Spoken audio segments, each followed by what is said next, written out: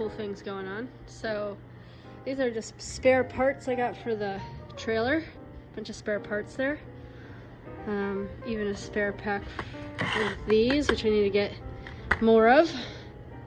Battery tester to figure out why Pete's truck isn't connecting to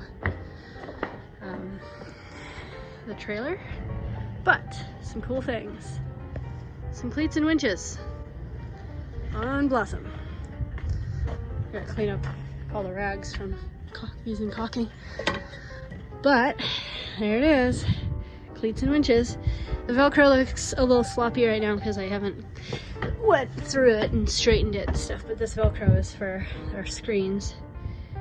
But yeah, there it is. We angled it, we tested it with a piece of rope to see how it would tie. So it angled good. And so for this side, we actually had put these inspection hatches in so that we could reach up under there and get to it. Eventually, we're gonna put an actual like winch holder locker sort of thing right there. But you know, until then, we'll figure that out later.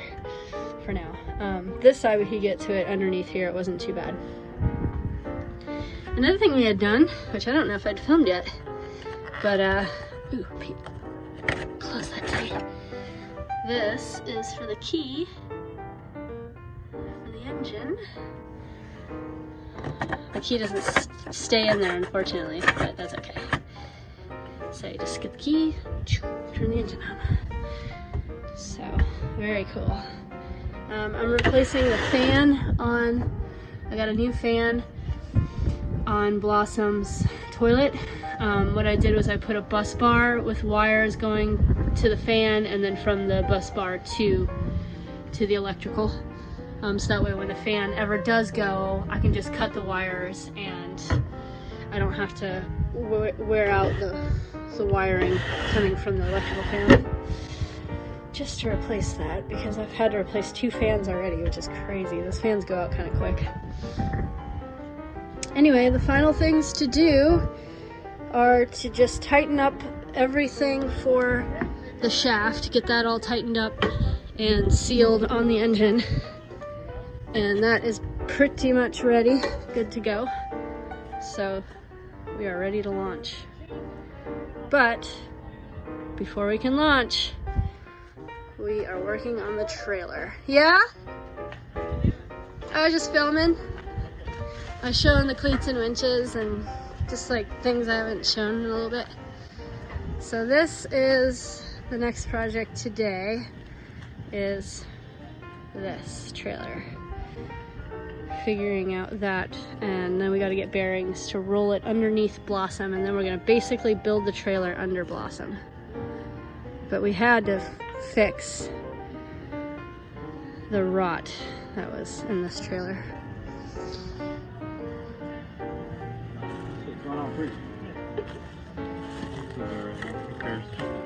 Yeah. Do you need a long stick? No, I think we're just going to try to spray in there as far as we can with spray. Oh, that's a good idea. Cool. Sweet. Paint. Lots of paint. Running out of paint, but using up the paint that we have, and then we got to get more. Anyways, that's the same color. There's a flower in here. Oh look, a flower. A flower, a flower. Pete's getting bloody.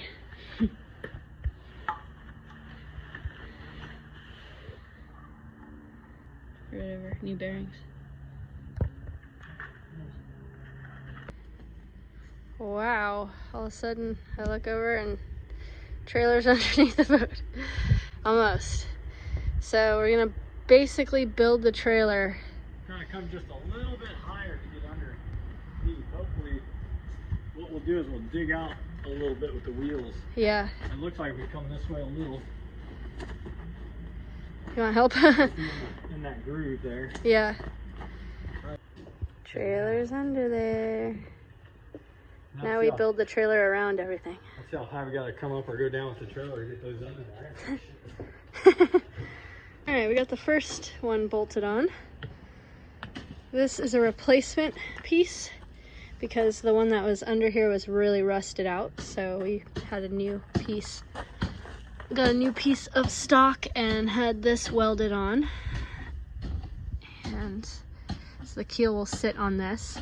And right now we're making a trench for the wheels so that the trailer will go down a little lower so that we can put this piece on this side so that the keel can sit on this. The keel will sit on that and this. We'll put a piece of starboard there. We could even take the wheels off, but we gotta get them back on there. So why would we... Yeah. We're cutting out these things. These rollers. I got one out to see how it went, and it went pretty good. So we got our rollers. We got some new piping here. Pretty thick wall to fit inside of those. And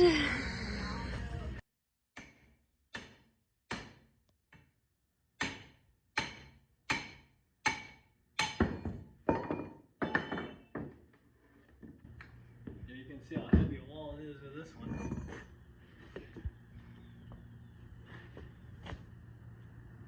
Yeah. yeah.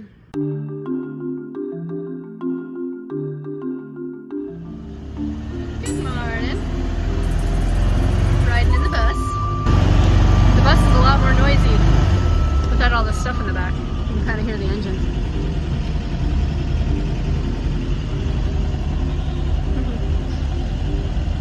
I'm gonna miss the bus. At this point in filming, I had just put the bus up for sale, and since then I have sold it. I apologize for being so far behind on my videos. I don't have internet, and because of COVID, it's hard to find internet.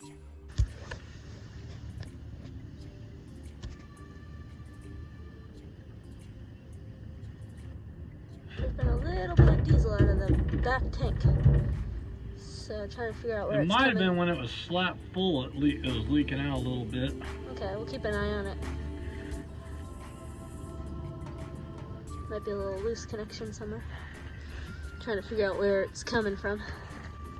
Wiping everything down. Not like it's pouring out or nothing. Right. Like, there's no... Just a few not drips even maybe. dripping now. It's like it's just wet around it. Right. The diesel. Kind of keep an eye on it. Yeah. They overfilled it. They didn't seal the top of that thing. This thing fell when Pete was driving his first day of driving the truck after it ran out of fuel. It's always an adventure, man. And this thing fell, and it was like, man, it made such a racket. Pete thought the whole front back end fell off. Oh God, that was horrible. It's for the spare tire. I don't know if I'd mentioned it, but the speedometer and the odometer and the gas gauge don't work, so I'm not sure how many miles are on it. The owner says 170. He said it was 130 when they rebuilt it last year, and they're guessing they drove, 40,000 miles on it. But so I'm gonna get a it's like a GPS, just a speed gauge, because we can't tell how fast we're going either, and then also a mileage counter. And then if we just know how much mileage we have, then we'll know how much fuel, until we figure out what's going on. We're kind of learning about the truck, really. We don't really know too much about it. We're learning though about somebody said to put tranny fluid in your diesel. We got to do a little research, but he says he does it to his. And then they were also saying about that speedometer that Can you reach it? maybe. Yeah, I might get I don't have my overalls on. I want to get out of here and paint undercoat it. It's in pretty fucking good shape under here. Well, we have that truck bed liner. I know. You could, OSPO it, and Yeah. it'd be really cool to get this professionally done. So we've been contemplating. We might not put the truck bed liner in it. We might save up and get that.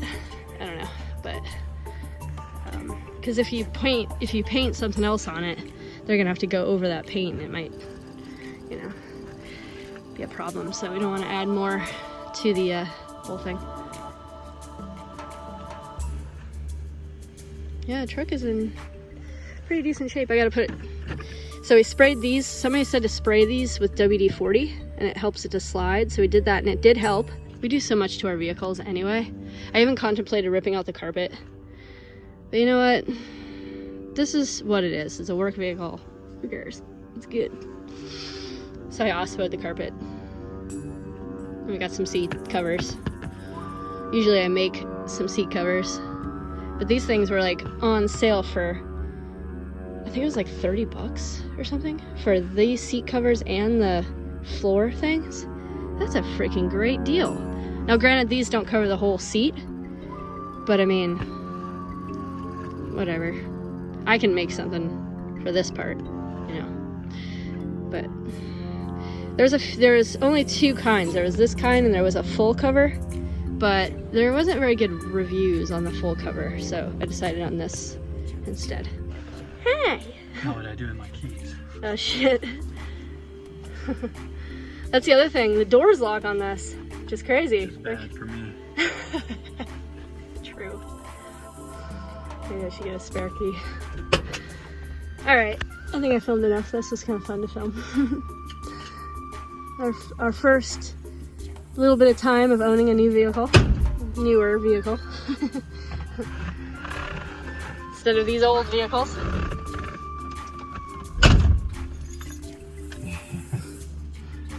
We'll consider this pretty old.